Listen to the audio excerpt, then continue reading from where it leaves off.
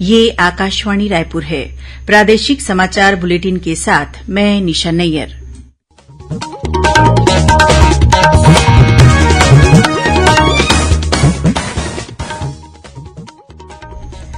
अब पेश है आज के मुख्य समाचार।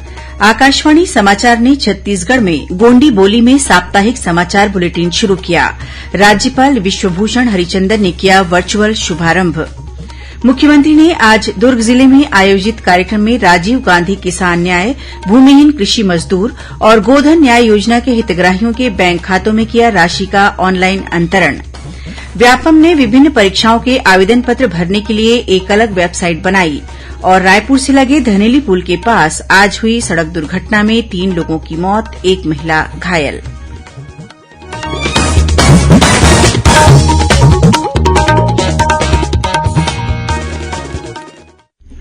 अब समाचार विस्तार से। राज्यपाल विश्वभूषण हरिचंदन ने अब से कुछ देर पहले गोंडी बोली में आकाशवाणी के साप्ताहिक समाचार बुलेटिन का वर्चुअल शुभारंभ किया। राजभवन में आयोजित इस समारोह में प्रसार भारती के मुख्य कार्यकारी अधिकारी गौरव द्विवेदी भी वीडियो कॉन्फ्रेंसिंग के माध्यम से जुड़े। इस अवसर पर आकाशवाणी की महानिदेशक डॉ वसुधा गुप्ता भी उपस्थित थीं। राज्यपाल ने इस पहल के लिए प्रसार भारती और आकाशवाणी को बधाई दी है। आकाशवाणी छत्तीसगढ़ में हिंदी, छत्तीसगढ़ी और हल्बी में प्रादेशिक समाचार बुलेटिन पहले से ही प्रसारित कर रहा है। अब आपको गोंडी बोली में न सिर्फ देश दुनिया के समाचार सुनने को मिलेंगे, बल्कि सरकार आपकी हित में कौन सी योजनाएं चला रही है और क्या कदम उठा रही है, यह जानकारी भी आपको मिल सकेगी। आज मैं आप सभी को और प्रसार भारती तथा आकाशवाणी को इसके लिए बधाई और शुभकामनाएं देता हूं। राज्यपाल ने कहा कि कोई भी संचार तभी सफल माना जाता है जब वह लोगों से उनकी भाषा या बोली में किया जाए। उन्होंने कहा कि इस दिशा में आकाशवाणी का यह प्रयास बहुत सराहनीय है। अपने शुभकामना संदेश में आकाशवाणी की महानिदेशक डॉ वसुधा गुप्ता ने कहा है कि गोंडी बोली में समाचार बुलेटिन का शुरू होना आकाशवाणी के उन प्रयासों का हिस्सा है जिसमें आकाशवाणी न सिर्फ दिनों दिन अपना विस्तार कर रहा है, बल्कि अधिक से अधिक लोगों तक पहुंचने के लिए नई तकनीक को भी आत्मसात कर रहा है। साथ ही लोगों तक उनकी भाषा और उनकी बोली में पहुंचने का प्रयास कर रहा है। बहुजन हिताय बहुजन सुखाय के सूत्र वाक्य के साथ लोगों तक निष्पक्ष और संतुलित जानकारियां पहुंचाने, उन्हें शिक्षित और जागरूक बनाने तथा उनका स्वस्थ मनोरंजन करने की आकाशवाणी की बीते करीब 90 वर्षों से चल रही इस अनवरत यात्रा में गोंडी बोली में आज से शुरू हुआ यह समाचार बुलेटिन भी एक महत्वपूर्ण पड़ाव है। इस शानदार यात्रा में आकाशवाणी का हमसफर बनने के लिए मैं आप सभी का हार्दिक आभार व्यक्त करती हूं और आज के इस विशेष अवसर पर आपको बधाई और शुभकामनाएं देती हूं। इस अवसर पर आकाशवाणी और दूरदर्शन के साथ ही सूचना एवं प्रसारण मंत्रालय की विभिन्न मीडिया इकाइयों के वरिष्ठ अधिकारी भी शामिल हुए। गोंडी बोली में यह साप्ताहिक समाचार बुलेटिन जगदलपुर स्थित आकाशवाणी केंद्र से हर रविवार शाम 6:30 बजे से मीडियम वेव पर 756 किलोहर्ट्ज फ्रीक्वेंसी पर प्रसारित किया जाएगा। इस बुलेटिन को बस्तर संभाग के सभी 7 जिलों में सुना जा सकेगा। इससे पहले आकाशवाणी समाचार बीते मार्च महीने में बस्तर संभाग के लिए हल्बी बोली में भी साप्ताहिक समाचार बुलेटिन शुरू कर चुका है। मुख्यमंत्री भूपेश बघेल ने आज पूर्व प्रधानमंत्री स्वर्गीय राजीव गांधी की पुण्यतिथि पर दुर्ग जिले के पाटन में आयोजित भरोसे का सम्मेलन कार्यक्रम में राजीव गांधी किसान न्याय योजना, भूमिहीन कृषि मजदूर न्याय योजना और गोधन न्याय योजना के हितग्राहियों के बैंक खातों में राशि का ऑनलाइन अंतरण किया। इस अवसर पर श्री बघेल ने राजीव गांधी किसान न्याय योजना के तहत राज्य के 24,52,000 से अधिक किसानों को पहली किश्त के रूप में करीब 1,895 करोड़ रूपये की राशि का ऑनलाइन अंतरण किया। वहीं मुख्यमंत्री ने राजीव गांधी भूमिहीन कृषि मजदूर न्याय योजना के हितग्राहियों को चालू वित्तीय वर्ष की पहली किश्त की राशि जारी की। इसके तहत 5,63,000 से अधिक हितग्राहियों को 112 करोड़ 71 लाख रुपए से अधिक की राशि जारी की गई। योजना के अंतर्गत प्रत्येक हितग्राही के बैंक खाते में 2,000 रुपए के मान से राशि अंतरित की गई। इसके साथ ही मुख्यमंत्री गोधन न्याय योजना के हितग्राहियों को गोबर खरीदी के एवज में 13 करोड़ 57 लाख रुपए की राशि का भी ऑनलाइन अंतरण किया। इसी तरह मुख्यमंत्री ने 13 जिलों के राजीव युवा मितान क्लबों को 7 करोड़ 71 लाख रुपए की राशि ऑनलाइन जारी की। वहीं मुख्यमंत्री भूपेश बघेल ने कार्यक्रम में सारथी ऐप का शुभारंभ किया। दुर्ग जिला प्रशासन द्वारा तैयार कराए गए इस मोबाइल ऐप के माध्यम से नागरिक आसानी से किसी भी समय अपनी शिकायत को दर्ज और ट्रैक कर सकेंगे। इस ऐप के माध्यम से मिलने वाली शिकायतों और समस्याओं का संबंधित विभागों द्वारा त्वरित निराकरण किया जाएगा। प्रदेश में मोबाइल ऐप के माध्यम से नागरिक अब घर बैठे ही अपनी शिकायतें शासकीय विभागों तक पहुंचा सकेंगे। इसके अलावा कार्यक्रम में मुख्यमंत्री ने महात्मा गांधी उद्यानिकी और वानिकी विश्वविद्यालय के प्रशासनिक तथा एकेडमिक भवनों सहित छात्रावास अनुसंधान केन्द्र, इंडोर स्टेडियम सहित अन्य निर्माण कार्यों का शिलान्यास किया। साथ ही ग्राम कुर्मी गुंडरा में 2 करोड़ रुपए की लागत से निर्मित Mahatma Gandhi rural industrial park RIPA का लोकार्पण भी किया।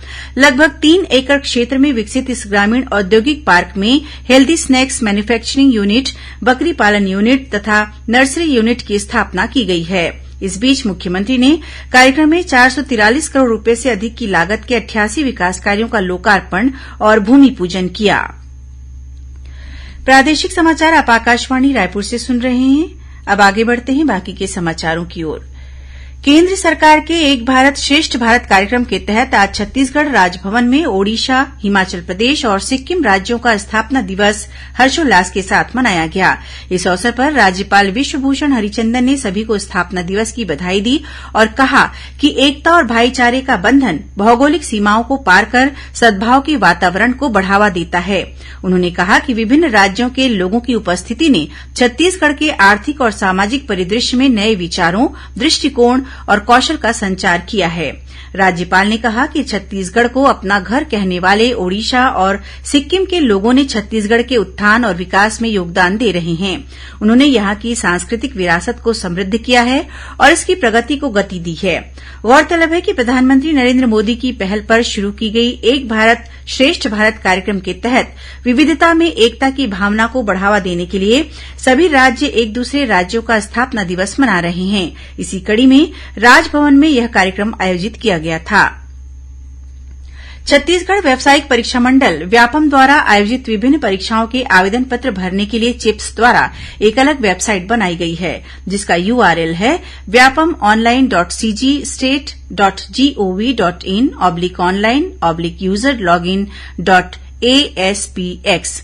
यह वेबसाइट बिना किसी समस्या के अच्छी तरह से चलेगी। आवेदक बिना व्यापम की वेबसाइट पर जाएं, सीधे यूआरएल को क्लिक करके व्यापम की परीक्षाओं के लिए आवेदन कर सकेंगे। स्नातक पाठ्यक्रम में दाखिले के लिए संयुक्त विश्वविद्यालय प्रवेश परीक्षा CUET आज से देशभर में शुरू हो रही है। कम्प्यूटरी आधारित इस प्रवेश परीक्षा का आयोजन राष्ट्रीय परीक्षा एजेंसी कर रही है। देशभर के 295 शहरों में विभिन्न परीक्षा केन्द्रों में लगभग 14,99,000 उम्मीदवार इस परीक्षा में बैठेंगे। आज से 24 मई तक होने वाली CUET के लिए प्रवेश पत्र राष्ट्रीय परीक्षा एजेंसी की आधिकारिक वेबसाइट पर पहले ही जारी किया जा चुका है।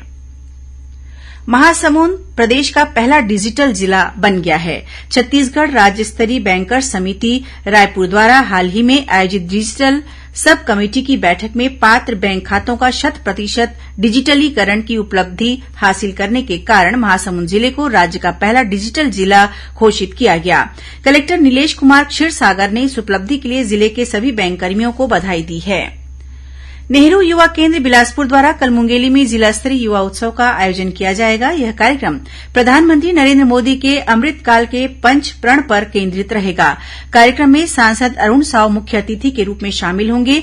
नेहरू युवा केन्द्र के जिला युवा अधिकारी सौरभ कुमार निषाद ने बताया कि इस कार्यक्रम में 5 तरह की प्रतियोगिताएं आयोजित होंगी। इसके तहत चित्रकला, कविता, मोबाइल, फोटोग्राफी, भाषण और सामूहिक सांस्कृतिक प्रतियोगिताएं होंगी।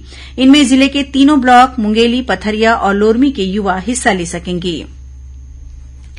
कांकेर जिले में सुरक्षा बलों की टीम ने 3 माओवादियों को गिरफ्तार किया है। इनमें से 2 माओवादियों पर 8-8 लाख रुपए का इनाम घोषित था। जिले के पुलिस अधीक्षक शलभ सिन्हा ने बताया कि डिस्ट्रिक्ट रिजर्व गार्ड, डीआरजी और सीमा सुरक्षा बल बीएसएफ की संयुक्त टीम तलाशी अभियान पर निकली थी। इस दौरान कोयलीबेड़ा थाना क्षेत्र के केसोकोड़ी के जंगल में रेकी कर रहे इन माओवादियों को गिरफ्तार किया गया। राजधानी रायपुर से लगे धनेली पुल के पास आज हुई सड़क दुर्घटना में 3 लोगों की मौत हो गई, वहीं एक महिला घायल हो गई है। मिली जानकारी के मुताबिक रायपुर बिलासपुर मार्ग पर धनेली पुल के पास एक अज्ञात वाहन ने मोटरसाइकिल को टक्कर मार दी। इस हादसे में मोटरसाइकिल सवार 3 लोगों की मौके पर ही मौत हो गई, जिनमें एक बच्चा भी शामिल है। मोटरसाइकिल में 4 लोग सवार थे। घटना की सूचना मिलते ही पुलिस मौके पर पहुंचकर जांच में जुट गई है। उधर कबीरधाम जिले में पिपरिया थाना क्षेत्र के बिरकोना पुल के पास 4 पहिया वाहन की टक्कर से मोटरसाइकिल सवार एक शिक्षक की मौत हो गई। और अब कुछ खबरें संक्षेप में। कल अंतर्राष्ट्रीय जैव विविधता दिवस है। इस अवसर पर मुख्यमंत्री भूपेश बघेल ने प्रदेशवासियों को बधाई और शुभकामनाएं दी हैं।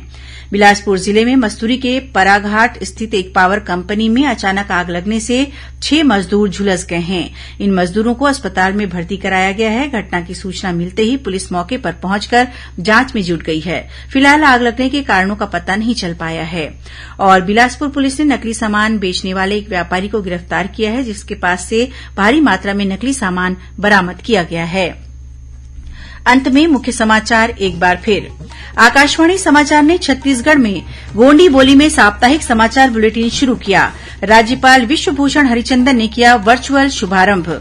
मुख्यमंत्री ने आज दुर्ग जिले में आयोजित कार्यक्रम में राजीव गांधी किसान न्याय, भूमिहीन कृषि मजदूर और गोधन न्याय योजना के हितग्राहियों के बैंक खातों में किया राशि का ऑनलाइन अंतरण। व्यापम ने विभिन्न परीक्षाओं के आवेदन पत्र भरने के लिए एक अलग वेबसाइट बनाई। और रायपुर से लगे धनेली पुल के पास आज हुई सड़क दुर्घटना में 3 लोगों की मौत, एक महिला घायल। इसी के साथ प्रादेशिक समाचार बुलेटिन समाप्त हुआ। नमस्कार।